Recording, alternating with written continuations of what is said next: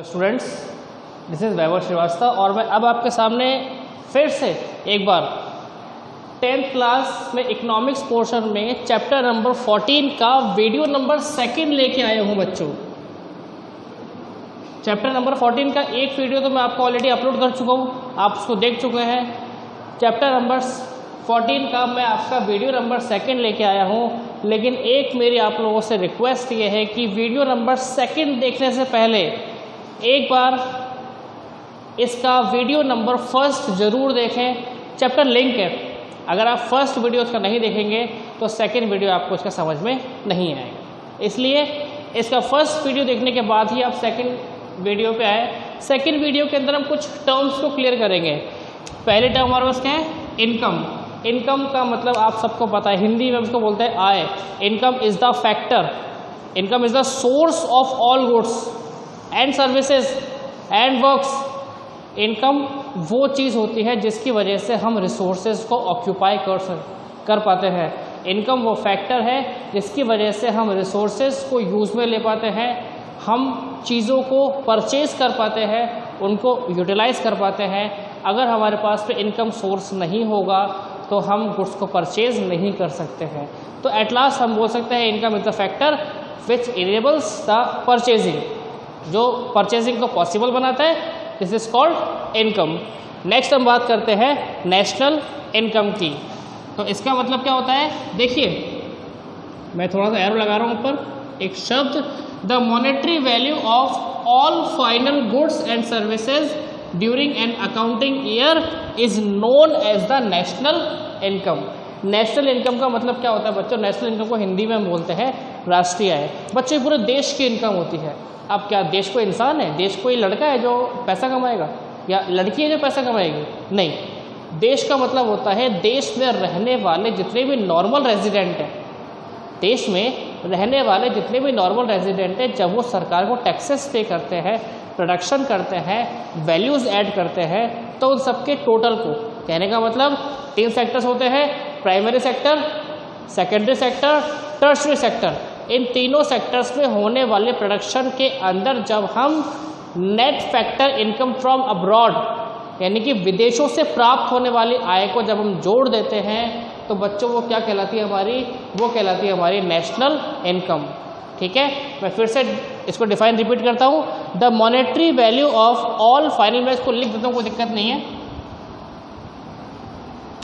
The monetary value of all final goods and services during an accounting year. Accounting year का मतलब होता है financial year, जिसका duration आपका होता है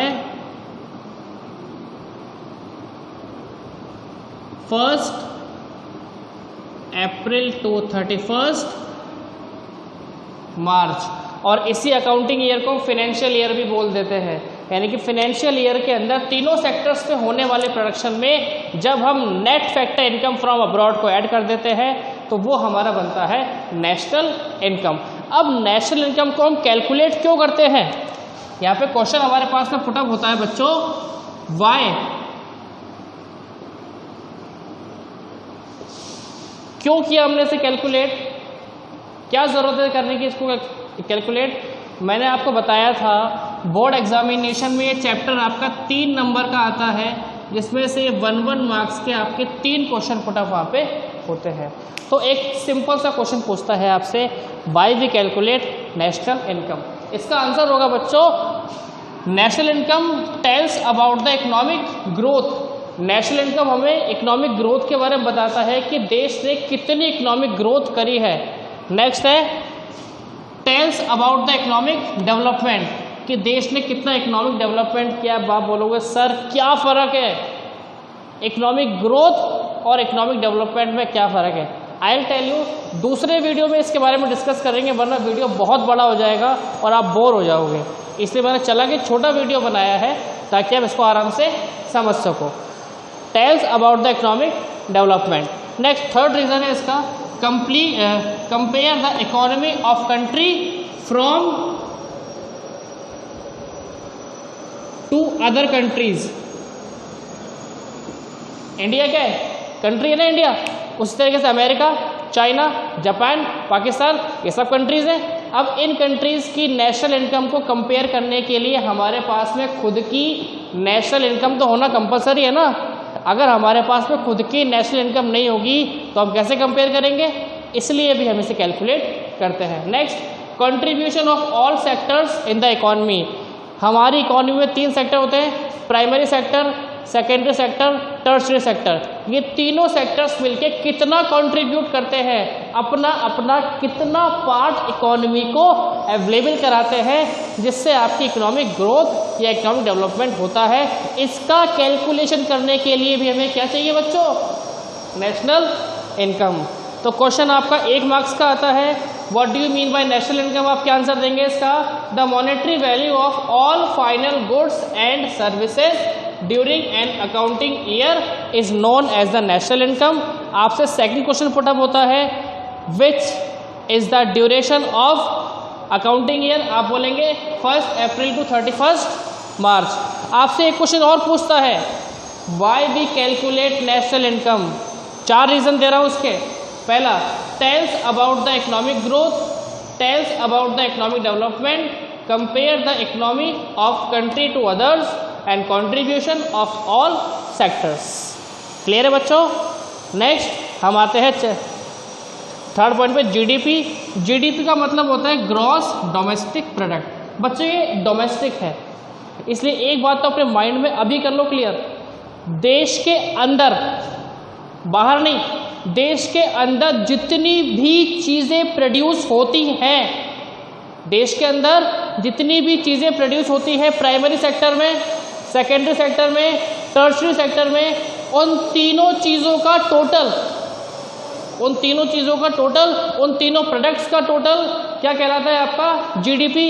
याद रखना बच्चों, यहाँ पर हम विदेशों से प्राप्त होने वाली इनकम को नहीं लेंगे। We will not take the net factor income from abroad. बहुत सारे बच्चे बोलते हैं सर दोनों में क्या फ़र्क होता है, दोनों में बहुत बड़ा फ़र्क होता है।